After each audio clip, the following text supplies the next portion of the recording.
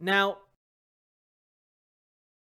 I'm also going to just lead with a trigger warning for domestic abuse and employer abuse. Um, so many of you may remember that Steven Crowder and his wife are going through a divorce process.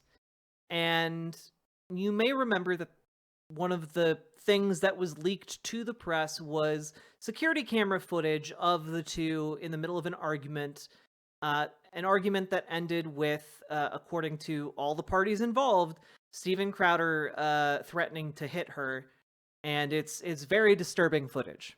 And while she was pregnant with her two twin children, and it it was a huge scandal.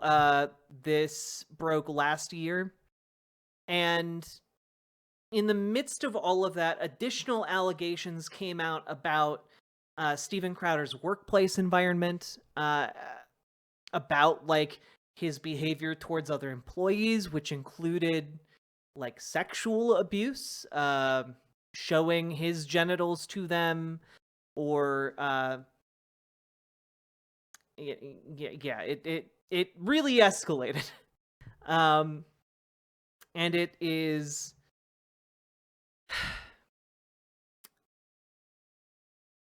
yeah, there's a whole laundry list of them. I've covered them in the past. You can go watch those older videos. I'm just summarizing here. One of the former employees of Steven Crowder is a man named Jared Monroe. And he's more commonly referred to by Steven Crowder as Not Gay Jared. And Jared Monroe took to Twitter earlier today and posted a 7-minute long video that I have not yet watched. Or, sorry, 15-minute long video that I have not yet watched. But you have other figures in the media, conservative media space. By the way, all these workplace allegations were corroborated by other employees at Ladder with Crowder, including Steven Crowder's ex-co-host, Dave Landau. And Candace Owens also took to Twitter to say, everything Jared Monroe is saying is true, and he's one of many people who's been enduring this legal abuse for years.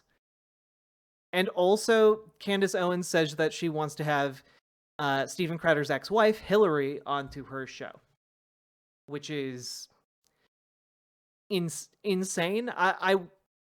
Why would you do that to her? Like she's in the middle of legal proceedings against this man. Like, no, don't do that. Wait until it's all over. But we're gonna watch these allegations here. So again, haven't seen these, but given the history of behavior here, I think it's worth having that kind of trigger warning, especially because Jared was one of the main targets of Steven Crowder's workplace abuse, allegedly. So let's take a listen to what he has to say.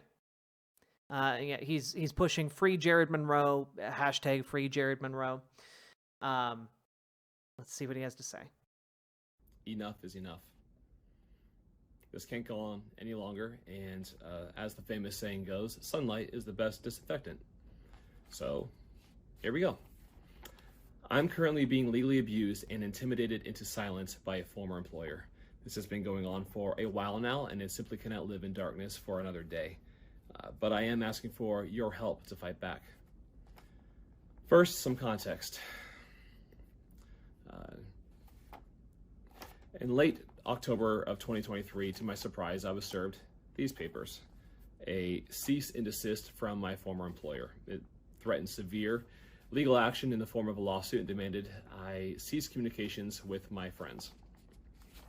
The scare tactics of cease and desist are generally to intimidate, isolate, and eventually devastate. Like most cease and desist, it also demanded that I swiftly provide them written certificate of my compliance. I did not. In the same delivery, I was also served these Snipe. papers. A Rule 202 petition from my former employer. You can look that up on the internet. I know I had to. These documents were filed with the county court of my former place of employment, demanding that I be Ooh, subject to an another oral deposition button. under oath for an unlimited amount of time, where they were free to interrogate me on pretty much any private matter that they chose. Also, By the way, a very knifey duck and Penny, thank you both for the snipe on Witches Local. I appreciate the gifted subs. in this petition for discovery, they demanded that I turn over documents of all communications with more than a dozen of my friends, an unlimited amount of unnamed persons in any form, and over an unlimited period of time. I did not. Now, I did not for a few reasons. Number one, I have seen how this employer handles legal issues, and I knew that once I opened the door to legal abuse, it would never ever be shut. This is how they operate. In fact, I'm not the only one who's a current victim. My former employer is exploiting the legal system to abuse others right now, all in the darkness, fully knowing that the fear and risks it takes to speak up. This kind of harassment at the hands of the powerful isn't just designed to financially ruin somebody, it's designed to cripple their soul. Now, I wasn't about to put my family on embarking upon a journey down that road. Number two, I was not about to allow the privacy of my personal life, the trust I have with my friends, and the real relationships I have with them to be violated in such an vindictive and abusive manner. It simply was not going to happen. I received the latest article of legal harassment on Friday, March 22nd, 2024. After a month now of litigation, exhausting even the court with relentless amendments to their Rule 202 petition, my ex-employer was finally awarded their request for my oral deposition and any document or communication with my friends that they believe may provide any avenue to sue me or others. As it stands, they await my forced cooperation. I will not. I will continue to fight. Now, here's the big question, is what was their entire reason for this harassment and the basis for their claims? Keep in mind, he's talking about Steven Crowder and Crowder's production company. He's talking about the Louder with Crowder company, entity, legal entity. These documents, an NDA. Some more context. I signed this separation agreement, an NDA, containing a strict and very broad non-disparagement clause many years ago. I voluntarily left my job after deciding I could no longer put myself or my growing family through the toxic and abusive work environment I had endured for years. This place was and is to this day a workplace rife with sexual misconduct, degeneracy, and aggression. The things I saw, the things done to me, and the things I witnessed my employer do to others were disgusting, shocking, and utterly indefensible. And in case any of you are wondering about this,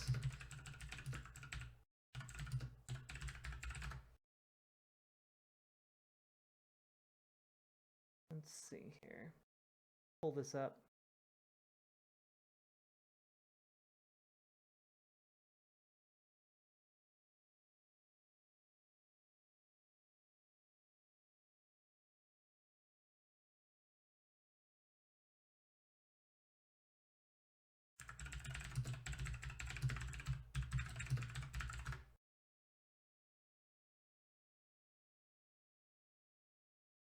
Oh, and in case any of you are wondering exactly how insane could this be, right? How insane. The New York Post literally did a story. NDAs demanding $100,000 after toxic behavior leaked. This is what he did after there was a story about him, showing his genitals, to his staffers. He yelled at everyone because he thought they might be leaking information to the press. And so he had everyone sign these insane NDAs. Yeah.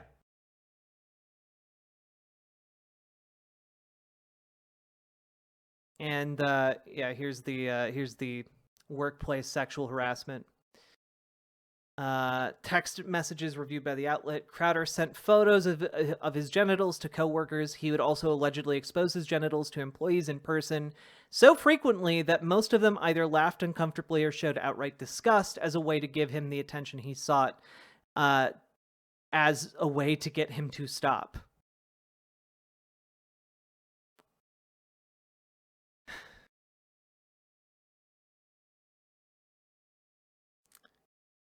Let's see here. Was there yeah.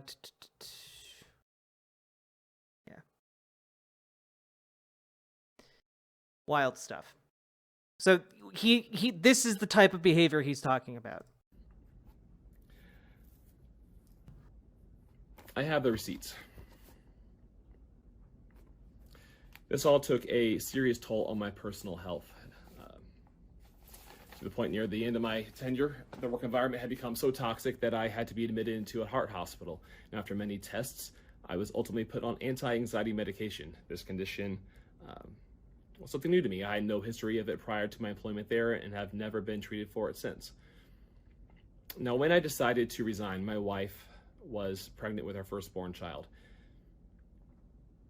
It was a terrifying position to be put in, but I absolutely knew that I could not be the husband or dad I was called to be for them in my current state. Something had to change, and if I couldn't change my work environment, then it was time for me to remove myself from it. I was fully aware that willfully resigning would mean I would forfeit any sort of severance. I trusted that God would provide. What I had not anticipated is how much it would cost me to quit. This is where my first experience with legal abuse began. Starting from the day I delivered my notice of resignation, I was put on the phone with company lawyers, and the good cop, bad cop coercion campaign to get my signature on an NDA was well underway. I was told many lies throughout this process. I immediately hired my own legal counsel, and by the grace of God, understanding my predicament, he even agreed to work for half of his normal rate. Even so, the legal fees immediately began to pile up. My former employer and his attorney argued I could not work in media anywhere in the world, and most certainly not in the United States for 2 years. This is not because I had voluntarily signed some sort of non-compete in my original employment agreement. It was because they decided a non-solicitation clause that was in said original agreement would retroactively be interpreted as the broadest and strictest non-compete one could draft. Yeah, so it sounds like okay. If I had to really go out on a limb, taking what I know of the situation into account, this is really, really weird. And to my knowledge, this hasn't been applied to people like Dave Landau. This type of legal harassment seems like it's been constant. Like, Jared hasn't worked for Steven Crowder for like I don't know, like 5 years at least, you know? And there's something different about Jared, and I don't know what it is. I want to be very clear. I don't know what it is. All I can tell you is that it's different. He's being treated differently from other employees.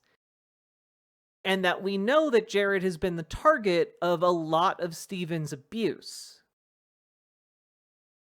Allegedly.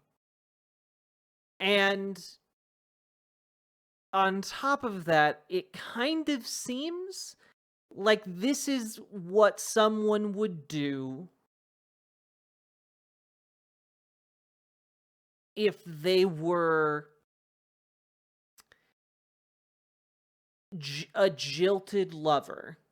And I'm not saying that Steven Crowder is a jilted lover. I don't think that this man has ever had like a romantic relationship with Steven Crowder, but I do think that Steven Crowder has had a lot of weird relationships with his male coworkers. I will say that this is the type of behavior where it kind of seems like Steven has a lot more riding on it than would otherwise be, and it seems because it to me like it is because he took a special interest in Jared. It's always been weird. Exactly. Like his obsession with Jared is weird. Jared Crowder hired Jared to be a punching bag on the show so he could be abused live on air. Yeah, but I think that like Steven got a personal connection out of that and is very either afraid of what Jared might say or holds a special grudge against Jared specifically because Jared can't or won't give him what he wants from him. You know, that I having gone over all of the allegations, all of the aspects of this case, this is a weird degree to go for one particular employee. And I don't think that they had a romantic relationship, but I do think that it is entirely possible, given the rumors that have plagued Steven Crowder for over a decade, that there could be an element of like repressed sexuality lashing out here. Yeah.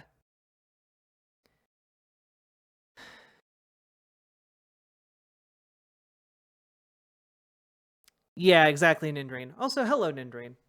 I think that there is an element of like repressed sexuality at play on Steven's part, and it's being channeled through some really heinous legal abuse. They told me on my Twitter account, another potential lifeline to future work, which I had owned and been the sole manager of since 2009, was to be turned over to them on the argument that it was somehow their intellectual property now. Presumably to keep me from working even further, my former employer even tried to claim my personal production equipment, gear I had owned for years prior to working there, as company property.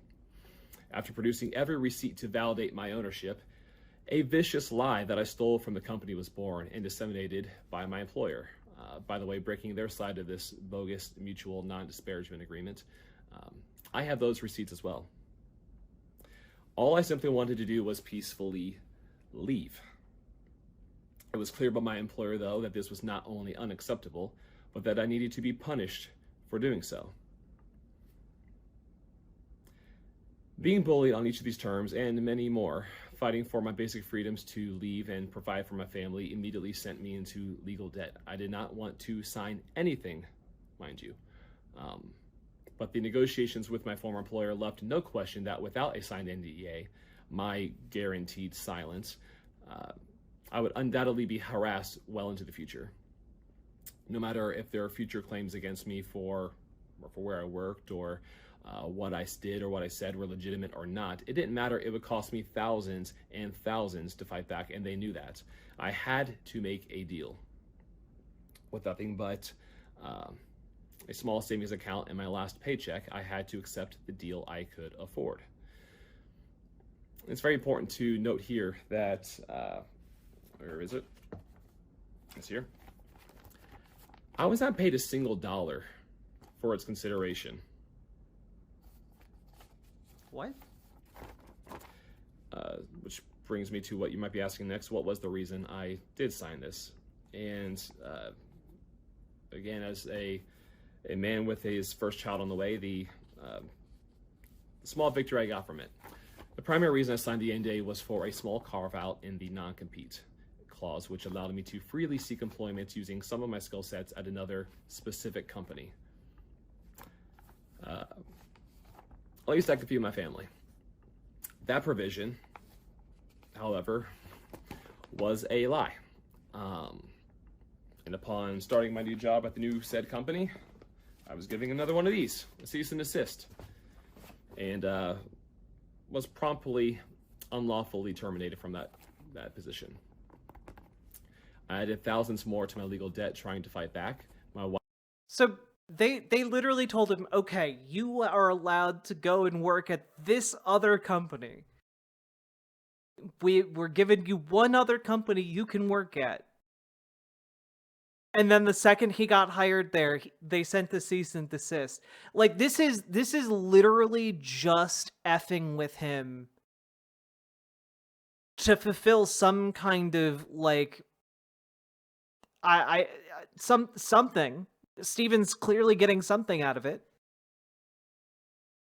I have no sympathy for this man. I have no sympathy for many conservatives, but also like this is objectively horrifying. wife was very pregnant by this time, and without a financial safety net for groceries and a baby crib, much less a legal fund to file a countersuit, I simply had to let it go, trusting God had a plan. To that point, I want to say that I'm happy to report that he did have a plan, and what was intended for evil, God used for good. And it took me years to pay off my legal debt, but this story of God's faithfulness in my life became a very large part of my testimony, and I'm just so grateful for the opportunities that he gave me. And yeah, it's a story for another day. But back to this. While my supposed non-compete expired after 2 years, unfortunately, the most egregious part of my NDA, the part that silences my free speech, has no expiration. What? While NDAs are classically used to protect trade secrets, unfortunately, in the entertainment industry, they are too often used to protect disgusting, unlawful activity and many forms of abuse. We see examples of this all the time. Powerful people and their attorneys routinely use NDAs to silence victims in order to remain powerful people. Free speech matters. It matters a lot to me, and that's not just a t-shirt slogan. It really matters. And these kinds of NDAs right here, stemming from this, are unquestionably unconstitutional. Oh, absolutely. I will he is not live correct. with the burden of this unconstitutional NDA over my head for the rest of my life, especially when information I have can be used to aid other victims escape their own abusive situations, which is the context for which this former employer feels they caught me breaking my agreement. Let me be clear, what I'm afraid of is legal harassment in perpetuity, not the truth. Only one side of this ordeal is spending a fortune to hide truth and punish anyone who dares speak up for themselves or other victims. While I will not give in to the harassment by my former employer, I have to recognize that this process has already become unbearably expensive. Not only because of the general expense of the legal process, but because my former employer has seemingly unlimited wealth and resources to gleefully spend punishing powerless people. I tried to handle legal fees on my own these last months, and the fees have already reached the tens of thousands of dollars with no resolution in sight. Unstopped, this type of legal abuse could go on for years and years and quickly escalate into hundreds of thousands of dollars as I fight to protect myself and my family. I cannot put my wife and my children through this. Not again. I have to be honest, given that he wound up working on the Steven Crowder show, like he probably doesn't have great politics, but like I don't think he deserves this level of harassment. You know, like dude literally just wants to quit his job. And in response to quitting his job, he has now been harassed for like years to the tune of tens of thousands of dollars. Like just from a like putting aside his personal politics and whether or not he's a good person, what we're looking at here is rampant abuse by an employer. If Steven Crowder can do this to this guy, any employer can do this to any other person. This is about workplace abuse, guys. Not whether he's, you know, we're not putting him on trial to see whether or not his soul is lighter than a feather, okay? Like we're not doing that. That's not our job here.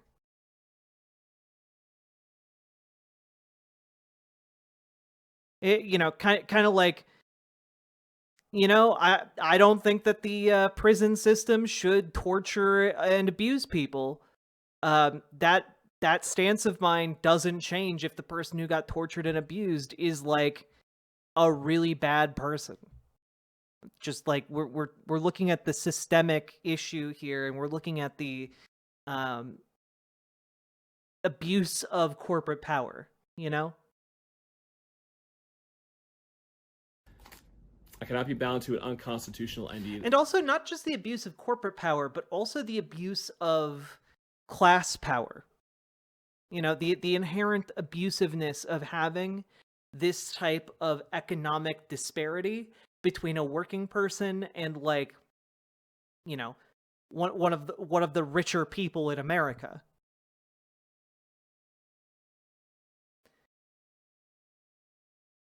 Like this forever. Protecting my family means finding a path that doesn't leave us in financial ruin, and we are simply out of funds, and I have no other option but to ask for help.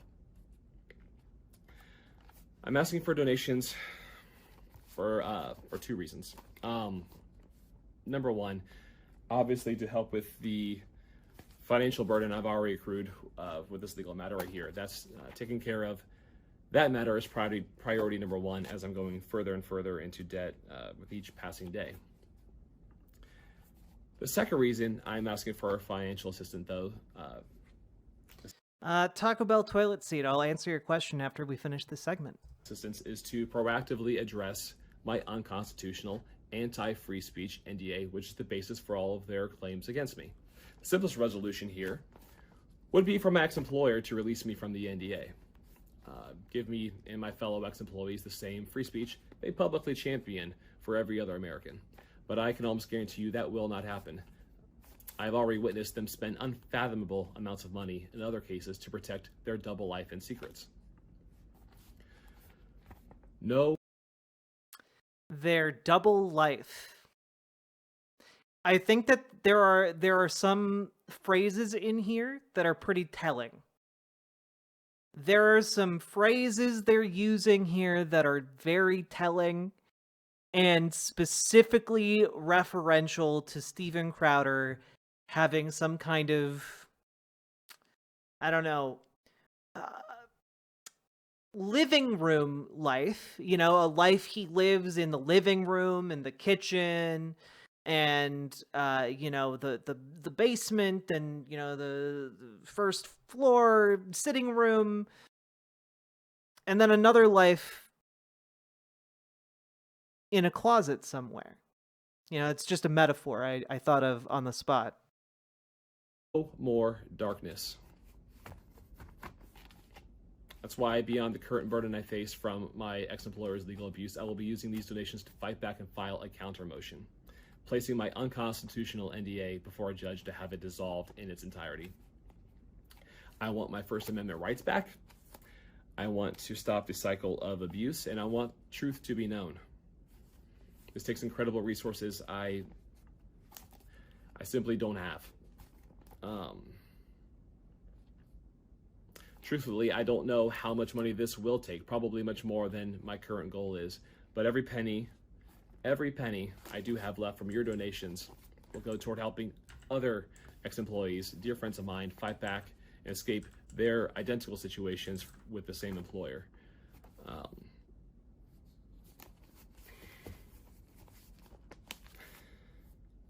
Yeah, like, you can tell he's clearly very nervous and scared.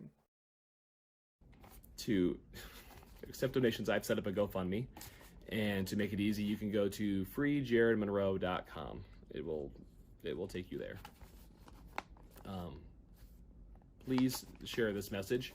I know some of you cannot afford to help, but simply retweeting this post helps so much. And for any of you who can help, big or small, public or anonymous, I, my wife, and my children, thank you from the bottoms of our hearts. And I do just want to say this. If you too are or have been a victim of such abuse, for whatever it's worth, know that I see you and I hear you, and I encourage you to be courageous. No more darkness. Victims of the cruel and powerful deserve a voice. Truth is the sword that slays the monsters. So let there be truth. Free speech matters.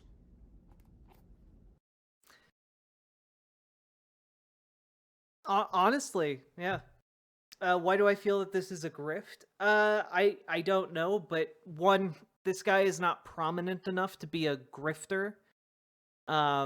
He's like a behind the camera guy and like some fill-in host guy. Like this is yes, this is not Gay Jared. And I wonder if Steven will talk about this. Probably not. And also just taking a look here, like when I went to the freejaredmonroe.com, and it redirects to a fundraiser here.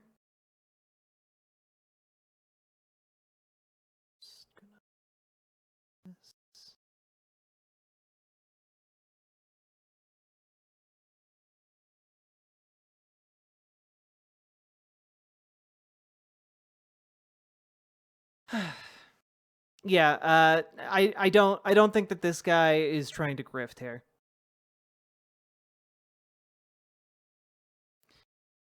Oh, Steven Crowder absolutely is a grifter. Absolutely. But this guy is not. He's literally raising money to fight Steven Crowder and Ladder with Crowder the company in court. Yeah, reading between the lines anyway. Also, let's just there we go.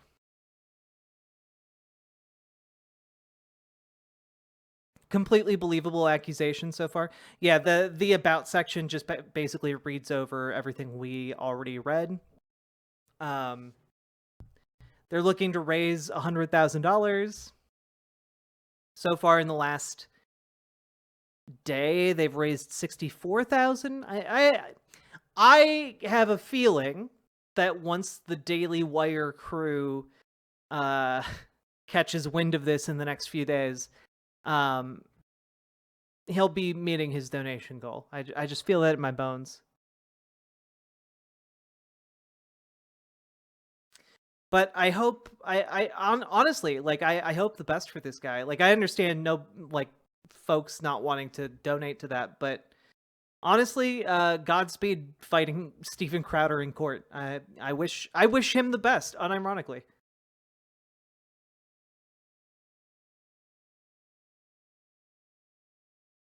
Good luck, Jared Monroe. Godspeed, and God willing, you'll bring down Steven Crowder and his empire of lies.